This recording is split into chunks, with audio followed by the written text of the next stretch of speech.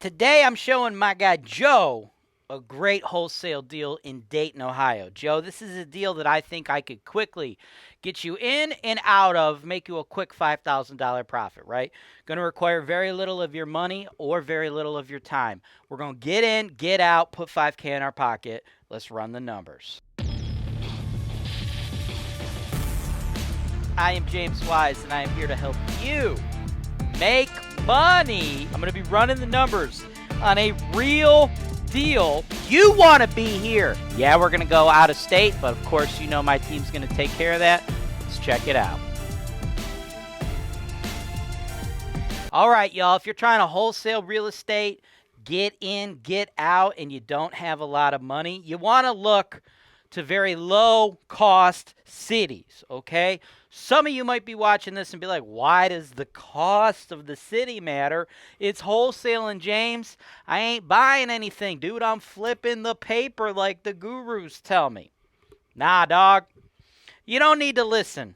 You shouldn't listen to what the gurus are telling you guys, because what the gurus out there are telling you is a lie. It's fraud. It's a problem, okay? Guys, wholesaling as they teach it, okay, wholesaling in real life is buy low, sell high. That's what wholesaling is. What they're teaching you guys is illegally acting as a real estate broker. Okay, what you're trying to do, what they're teaching you is you find a seller who's motivated, who wants to sell, you come up with a price, and then you connect them with a buyer, okay? So essentially, you never buy it. So just remove yourself from the equation. All you did was take a seller over here, connect them with the buyer right here, and collect a fee, a wholesale fee, or commission, right? And that's what you did, right? That's what they're teaching. Guys, I do that every fucking day.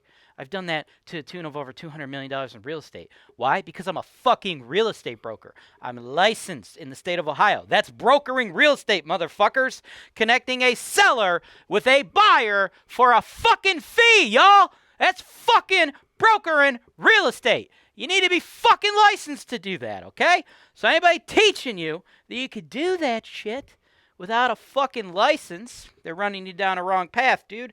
The Ohio Division of Real Estate issues massive, massive fines for that illegal activity. So if you're not trying to be a real estate broker or a realtor or a real estate agent, and you do want to wholesale, that's great, but you have to actually buy the property. And if you don't have a lot of money, you ain't doing this in an expensive place, right? So that's where we come to little cities like Dayton, Ohio. You can find little deals like this. People ain't paying attention, right? Sellers make mistakes. We capitalize on those mistakes, put together a deal, buy it with enough to flip it quickly, make you a quick 5K. Now, this particular property, 3677 Runyon Ave in Dayton, all right? This is just a beat-up little house, okay? And it's something that, like, the actual buyer, like the person who buys this, owns it long-term, y'all, they're going to be a real estate investor. They're going to be a rental property investor, okay? And you're working with me. Why? Because I'm the motherfucker that sells dumpy houses like this to long-term buy and hold investors, right? That's what I do. The current agent that this seller hired, whether it's they themselves or at the direction of their seller, are not doing a good job selling this property, okay? It's a tough sell if you're not super experienced in it and know exactly what you're doing. Luckily for you, I know what I'm doing. Now, they've been trying to sell it for quite some time at $38,724, and that is their biggest problem. Their biggest issue is they way overpriced it. You know what I would sell it for? The price that it's like going to max out at, right? I'm the best at selling these kind of properties. I'd only be able to get 25K. Anything over 25K does not make sense from a number standpoint for a buy and hold investor. So 25K is going to be our not our ARV, because we're not renovating it, right? Like 25K would be the solid acquisition price that like a BRRRR investor or a long-term buy and hold investor could buy it, factor in their rehab of what their actual ARV is. So like for us, our wholesale exit price has to be 25K, okay? But that doesn't mean you could buy it at 25K, because how the hell is that going to work, right? You're trying to get in lower than what it's actually going to sell for, right? So what you need to get in at is 13K, right? You get in at 13, we factor in the closing costs. That means you're closing at 14 grand. This is why you have to be in a little market like Dayton, Ohio, right? Because if you're trying to do a wholesale deal legally in California or New York, you ain't getting into that motherfucker for no 13, 14 grand, are you? No. So you come to places like this, we get in at 13, 14 total investment, then I sell it to the buy and hold investors for the correct price, which is $25,000. After closing costs, you paying me, you walk away with a cool $5,000, right? The issue that this seller is having, right, is they dramatically overpriced it, okay? They overpriced it.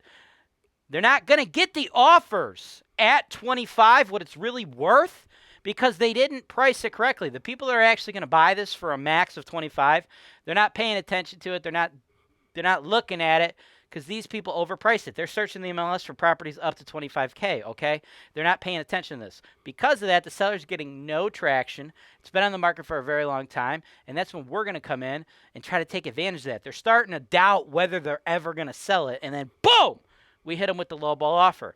And sometimes, because of that, they end up taking an offer way lower than they should have because they priced it incorrectly. It sat, they lost confidence, and then that's how we make the $5,000. Now, can I guarantee you they're going to take $13,000? No, I can't. That's the other thing with wholesaling.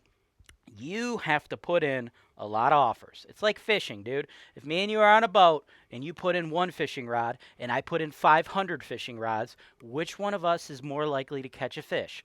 Probably me. You might even be a better fisherman than I am. Doesn't matter if I got 500 hooks and you only got one. You know what I'm saying?